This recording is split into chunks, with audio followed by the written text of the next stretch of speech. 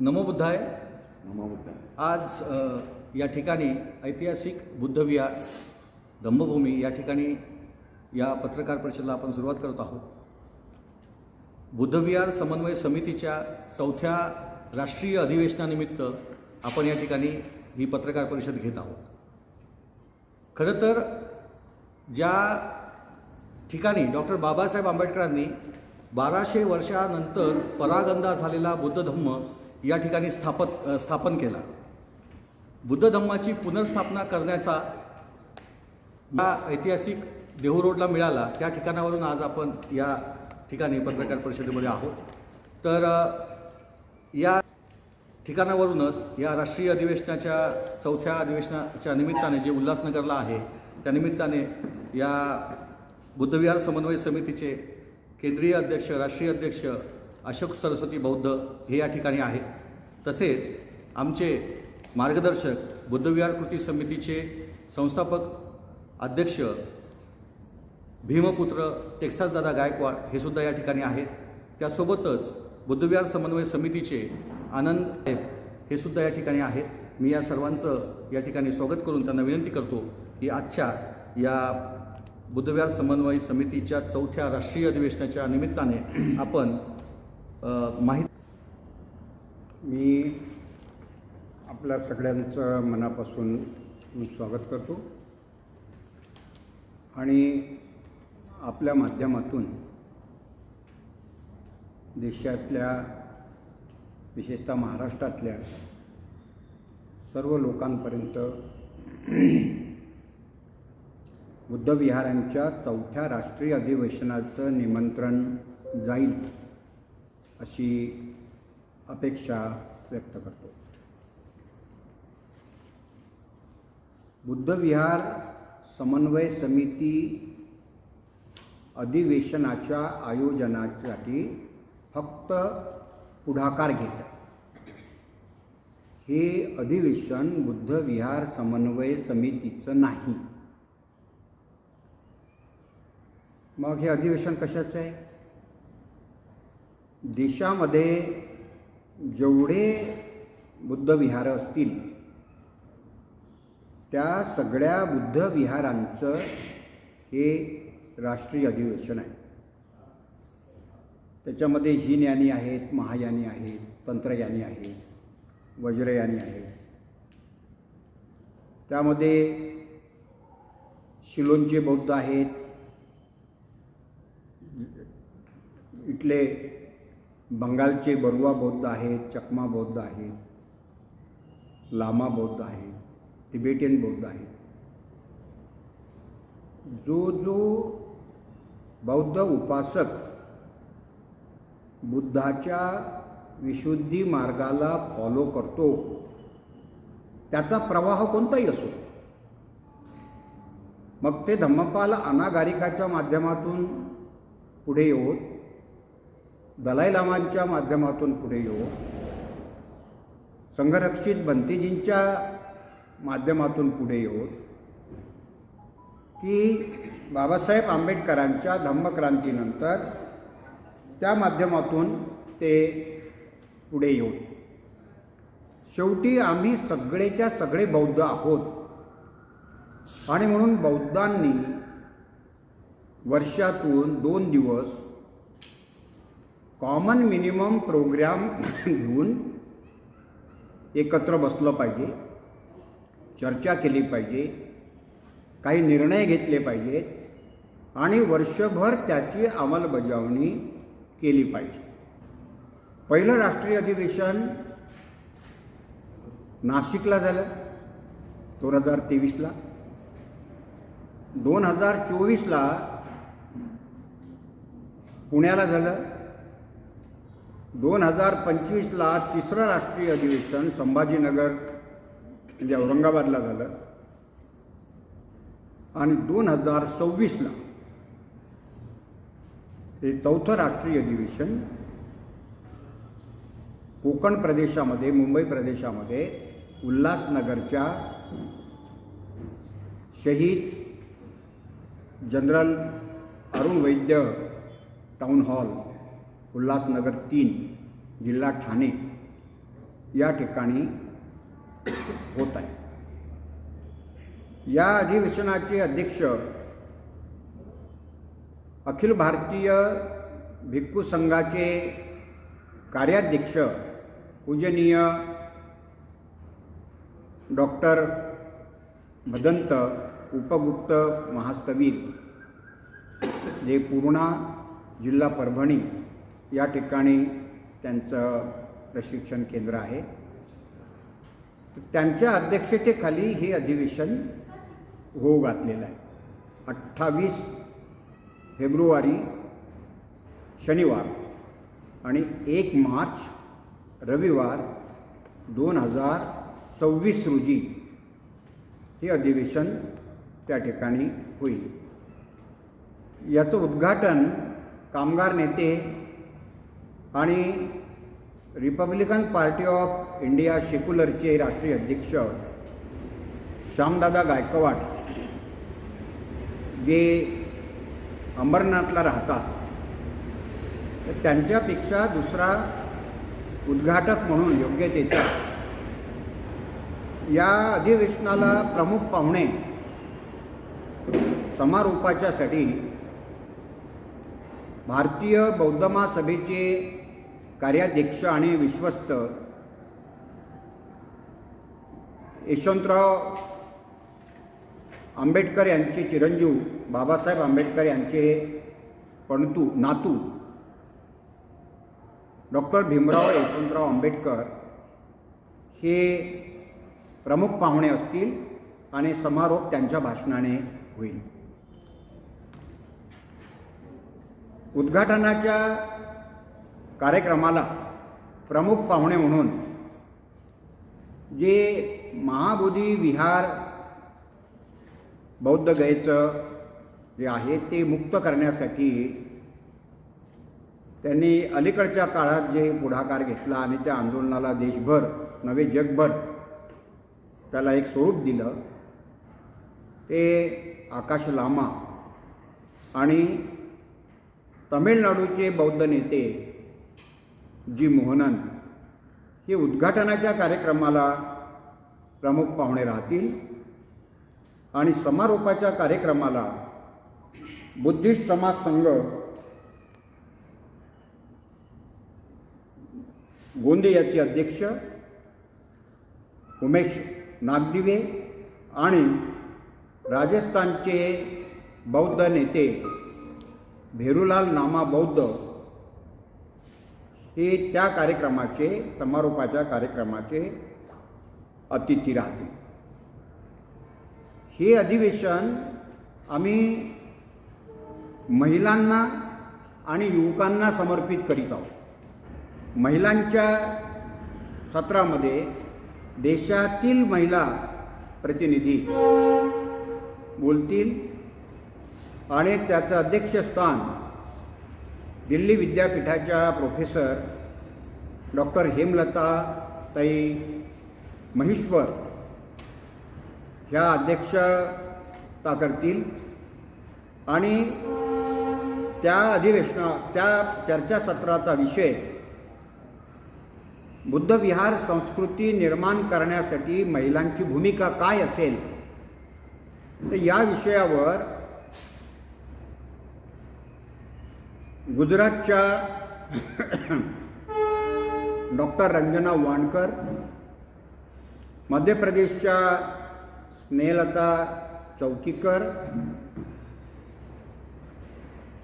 वाशिमच्या डॉक्टर राधा पहाडे, दिल्लीच्या शिलाताई जांभूळकर, केरळच्या मृदुला देवी, मुंबईच्या सुधा मोहिले, कोकणमधून घनश्याम तळवटकरांची मुलगी प्राचार्य रंजना घनश्याम तळवटकर,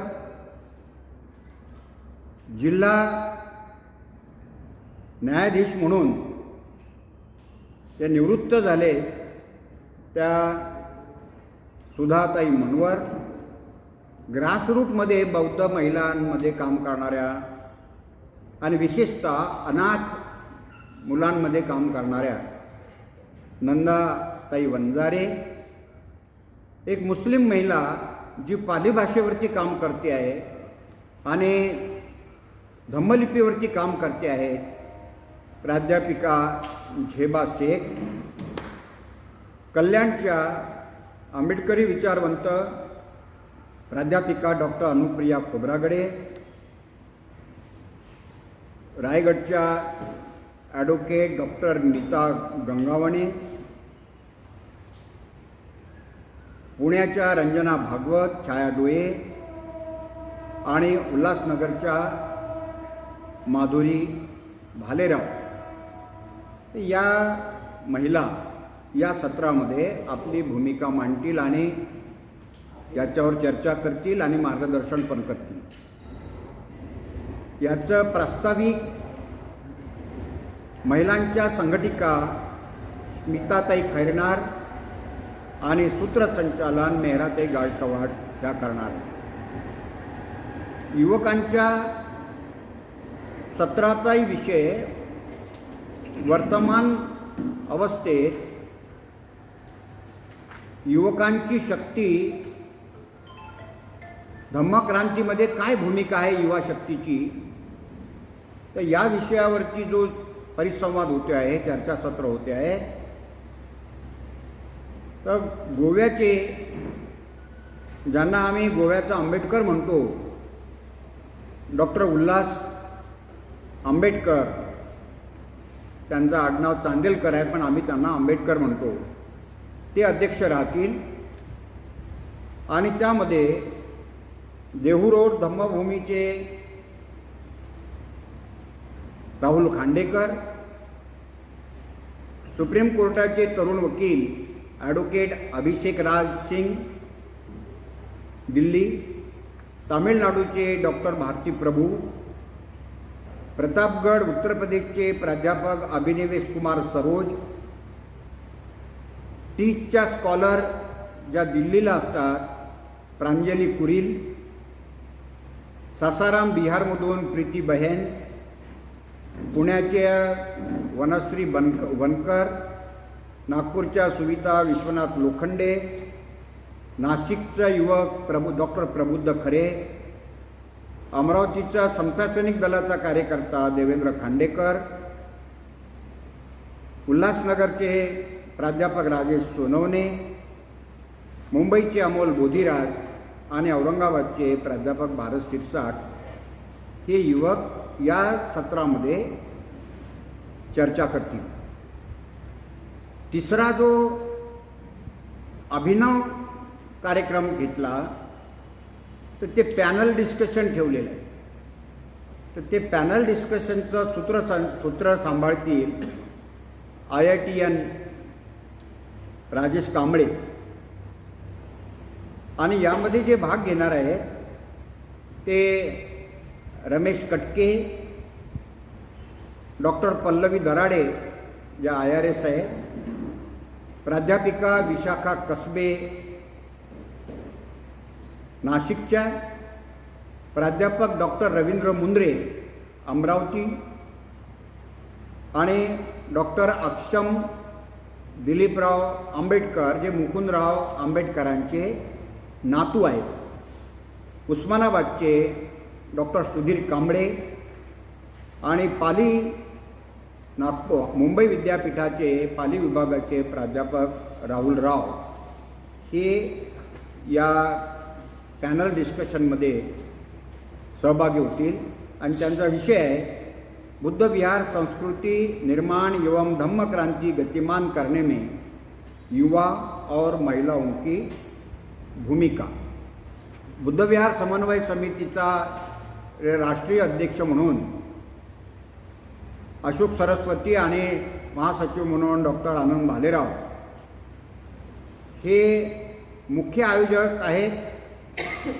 आणि मुख्य संयोजक म्हणून महेंद्र बुद्धरत्न, ज्यांना आम्ही बारसागडे त्यांच्या आडनावानं ओळखतो, मेहराताई गायकवाड, धरमदास डवले, सदानंद जाधव, सिद्धार्थ साळवे, दिगंबर हजारे, अशोक पंडागडे, पारिशनाथ जगताप हे मुख्य संयोजक आहेत.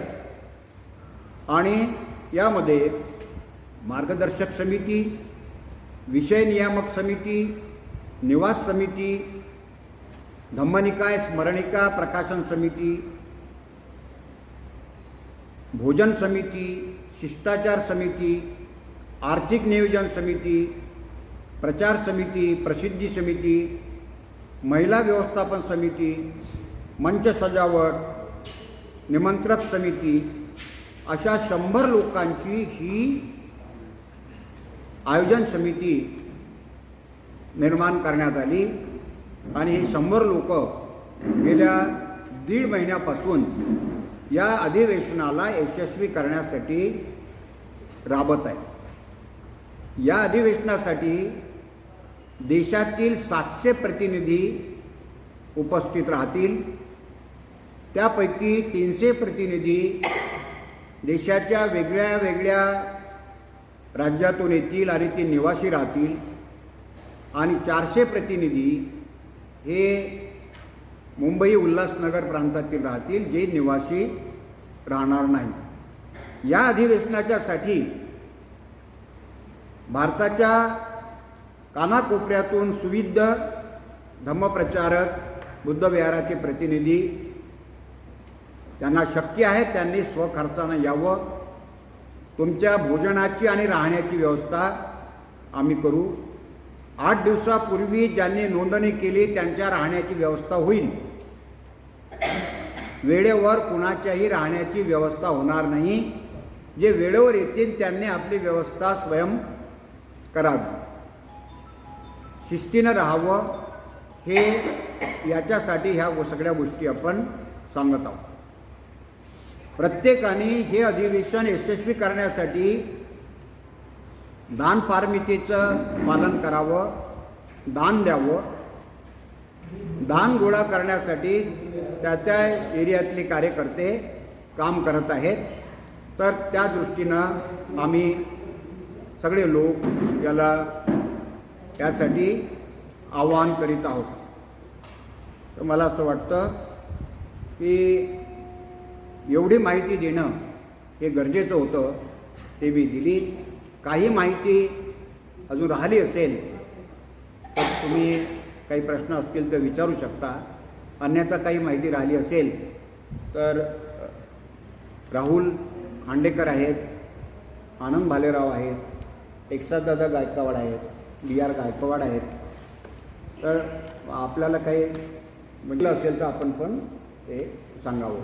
इथे मी माझं निवेदन संपवतो। मी या ठिकाणी भीमपुत्र टेक्सादादा गायकवाड यांना विनंती करतो, कारण ते भारतातल्या बाबासाहेबांनी निर्मित केलेल्या बुद्धविहाराचं प्रतिनिधित्व करतात, तिथले ते प्रमुख आहेत।